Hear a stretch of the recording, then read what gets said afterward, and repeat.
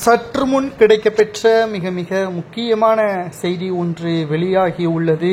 30 எம்எல்ஏக்களுடன் பன்னீர்செல்வம் அவர்கள் திமுகவில் இணைய உள்ளாரா? வெளியான தகவலால் பரபரப்பு.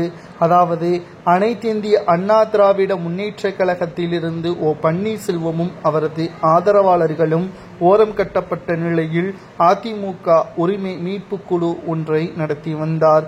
பாஜகவுடன் நாடாளுமன்ற தேர்தலில் கூட்டணி வைத்திருந்த பன்னீர்செல்வம் அவர்கள் தற்பொழுது அதிமுக பாஜக கூட்டணி சட்டசபை தேர்தலில் ஒன்றாக இணைந்துவிட்டது. இதனால் கடந்த சில மாதங்களாகவே பிரதமர் மோடி அவர்களாக இருக்கட்டும், பிரதமர் மத்திய அமைச்சர் அமித்ஷாவாக இருக்கட்டும் பன்னீர்செல்வத்தை புறக்கணிக்கும் நோக்கத்துடன் செயல்படுவதன் காரணமாக பன்னீர்செல்வம் அவர்கள் தற்பொழுது நம்மை மதிக்காத இடத்தில் நாம் இருக்க வேண்டாம் என்று கூறி தன்னுடைய 30 எம்எல்ஏக்கள் ஆதரவுகளுடன் பிற கட்சியில் இணைய உள்ளாரா அல்லது புதிய கட்சியை தொடங்கி கூட்டணி பற்றியான பேச்சுவார்த்தை நடத்த உள்ளாரா என்ற பல்வேறு கேள்விகளும் சமூக வலைதளங்களில் முன்வைக்கப்பட்டு வந்தன.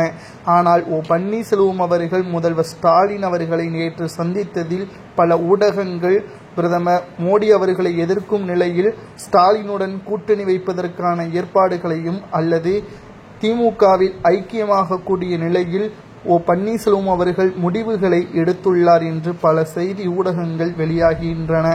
ஆனால் ஒருபோதும் பன்னீர்செல்வம் அவர்கள் திமுகவில் 30 எம்எல்ஏக்களுடன் பன்னீர்செல்வம் அவர்கள் திமுகவில் இணைய மாட்டார். நேற்று சந்தித்தது பன்னீர்செல்வம் அவர்கள் மரியாதை நிமித்தமான சந்திப்பு தான் தவிர பன்னீர்செல்வம் அவர்கள் திமுகவில் இணைய வேண்டும் என்றால் முன்பே இணைந்திருப்பார், அவருக்கு அமைச்சர் பதவி கூட கிடைத்திருக்கும் என்று பலரும் கூறி வருகிறார்கள். மேலும் உடல்நிலை குறைவின் காரணமாக மருத்துவமனையில் அனுமதிக்கப்பட்ட ஸ்டாலின் அவர்கள் வீடு திரும்பிய நிலையில்தான் நலம் விசாரித்ததாகவும் கூறப்படுகிறது. ஒருவேளை திமுகவில் இணைவது உறுதியாகிவிட்டால் என்ன செய்வது என்ற கேள்விற்கு அது நிச்சயம் நடக்காது என்பதுதான் வைத்திலிங்கம், மனோஜ் பாண்டியன் போன்றவர்கள் இணையதளங்களில் பதிவுகளை செய்து வருகிறார்கள்.